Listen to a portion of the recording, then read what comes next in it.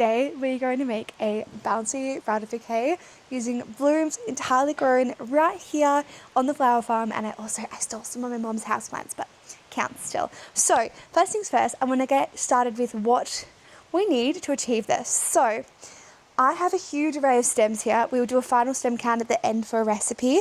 I have a bin. I have some snips. I have two kinds of snips, for thin stems and for thicker stems. And then I also have tape. Now you can also use green tape or you can use clear tape. I like to use clear tape, and we're just going to cut some lengths and have them on the desk at my waist ready to go for when we want to do our layers of tape on the bouquet. So what we're going to create today is like a front facing, in that you hold it tilted right forwards, bouquet, just for like kind of a bridal style of bouquet, and it's going to have lots of bounce and movement, which is why I have a lot of round flowers. And these guys are really cute. I love them, but I don't know how they will fit in, so we will see how that works. So to begin with, we're going to be using these shorter dahlias for a bit of a base. Now they're prone to having their petals fall out, so we're just going to work with that today. Normally I utilise some hydrangea, but because we're working with purely farm flowers, it is a slightly different kind of vibe. So it doesn't look like much yet, but this is a trust the process kind of vibe. So I'm just going to go ahead and tape that off with a small amount of tape, just to ensure that they stay together throughout the process. So I'm just wrapping the tape. Hopefully you can see about there. These tape layers get hidden as the design is built out. And the only job these guys are doing right now is to provide me something to build into. Now, I will say hydrangea is obviously better for this because hydrangea has lots of little florets that you can build into, but for our farm grown blooms, dahlias do the trick. So I'm going to go in, I like to go with one variety at a time. So I'm going to start with some of these pink dahlias. We have quite a few different shades throughout this.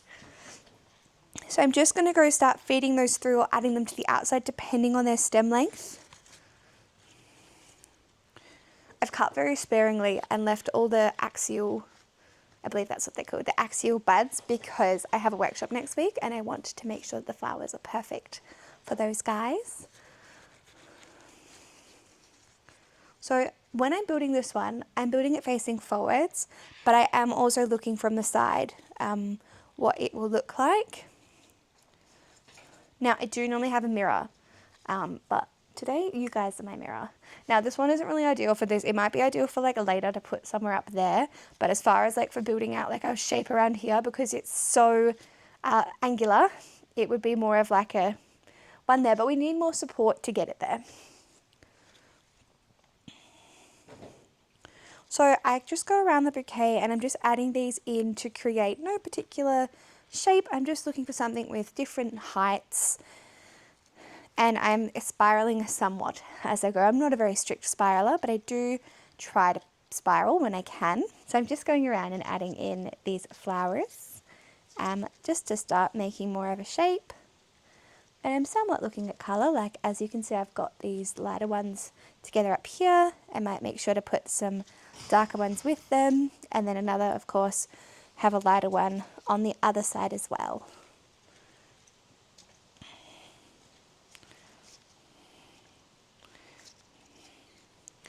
Alrighty.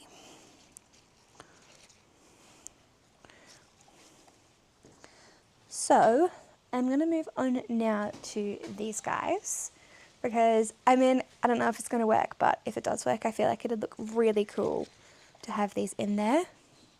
So I might have one there, then one in the center. I'm just going to brutally remove some of the leaves off this guy.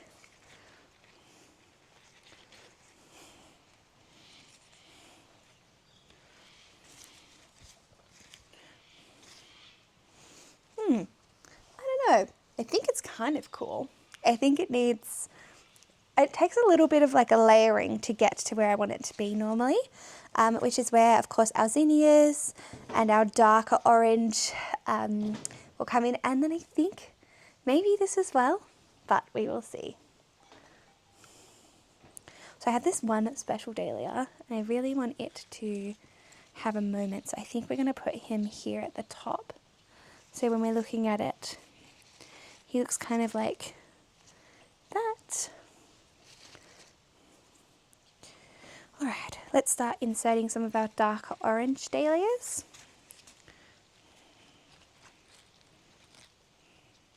I just twist them around until I get the right position, and then I'm just going to fold the leaves out and around them. It's just trying to break up these leafy things so they don't look such like blocks of black in an otherwise quite light bouquet.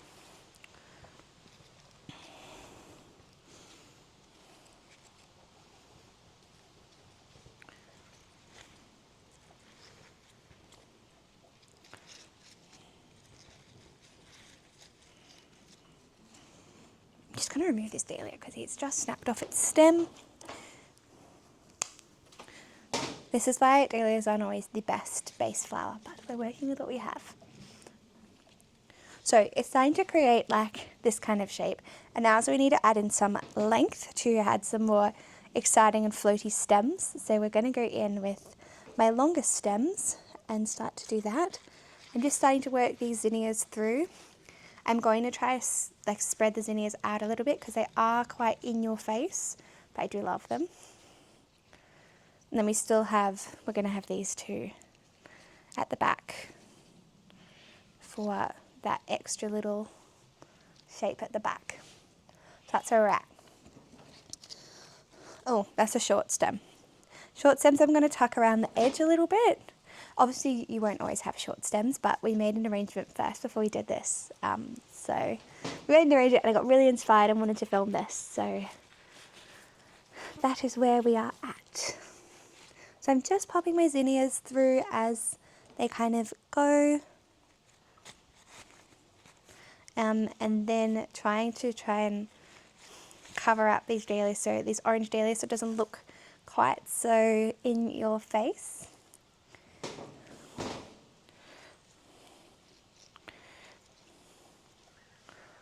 Alright, we've got lots of dark on that side. I think we're going to do a layer of tape just to secure all of this, just so I can flip it around and have a bit of a look.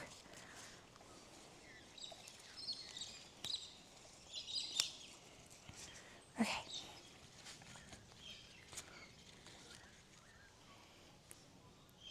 So that is where we're at.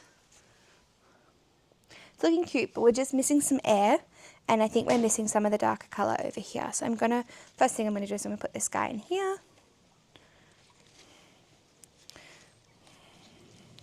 It's really funny, once you start building bouquets, I can't switch to the other hand now. If I try to build into my right hand, I just do not function. It just doesn't work in my brain. So I'm just still doing with my zinnias, just studying them through where I can to make more layers.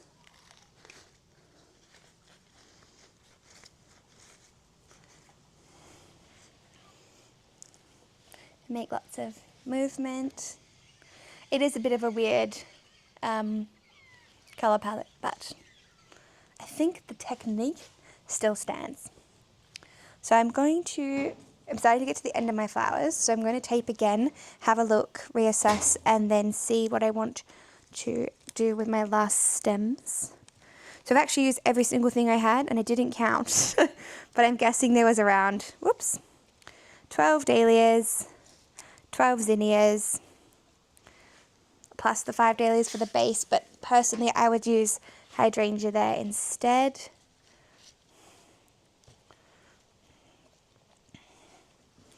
Alright, so I'm just flipping it towards myself just to have a bit of a look, but I think I want to put, it's really weird for me designing with foliagey kind of stuff in there. I want to put one there, and I want to put something here to cover this. I think this guy will do a really good job. So I'm just getting it between the petals of the dahlia so it can be nice and close. I'm just trying to make sure it goes all the way throughout the other side.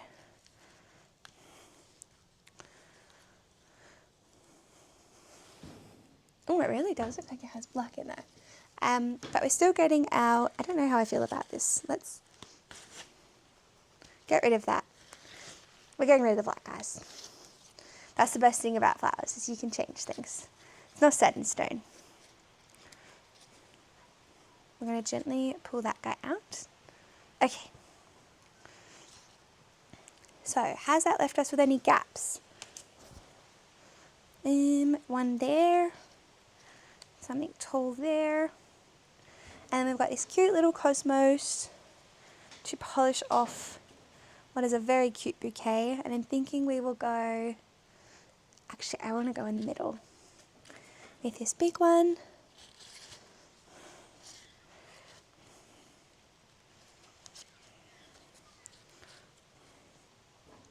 I think my bouquets are always very much a work in progress. Like, I do cut things out and change things. I don't just put something in there and leave it. I think that's like a lot of my designs. They're like a living, breathing kind of thing. I have 3 tiny stems. I'm just going to pop them on the side so that makes that look really floaty there. And then the only other thing we have to add is this amaranthus. And I don't know about it now that we got rid of the dark stuff. We could do like an amaranthus train down the bottom of the bouquet. Maybe we'll do it on the other side. Although it's already started. How about we try this side so then we're not blocking off that beautiful cosmos. So I'm just tucking it in, trying to make it not look all like it's coming from the same spout, but also still cohesive. And we'll see how we think about this one before I tie it off. I don't know about the amaranthus. I'm going to go check the mirror. I'll be back. So this is where we're at. I just found a really cool big stem I'm going to put in the back. And then I'm going to use that to support my cute little soft vine to create that kind of like line. So that's kind of where we've got to. I have 3 more flowers left. But I don't know how we'll go getting them in because they're all very short stems. But I have 3 roses. I thought maybe we could put them on the opposite side to those cosmos, or we can put them in the front and have them like proper trail down. Let's tie off and then we'll add them in. So are we happy with this? I just want to pull this guy out and I want to put him in the back so it's not so domey and it's more consistently ins and outs.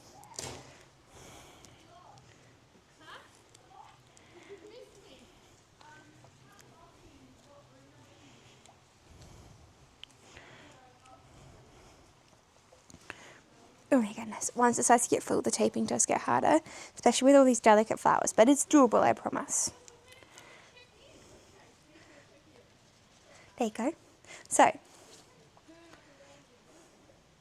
we then have roses, which I think deserve pride of place, so maybe we'll put them together at the back.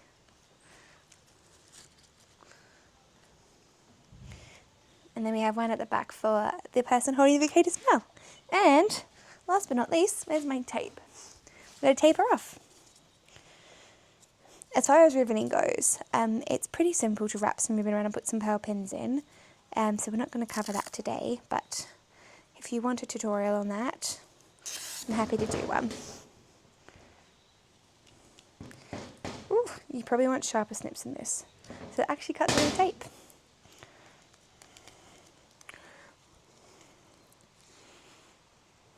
So, overall we had 3 roses, I would say 12 zinnias. So if you got 3 stems of cosmos, that'd probably be the equivalent to what we used. You had maybe 20 dahlias, I'd say, in different varieties. And that gets you a bouquet just like this. Floaty and fun. And everything I love in a bouncy bouquet. Now, you'll notice some stems are moving, and that is simply because my stems are very short from the previous design.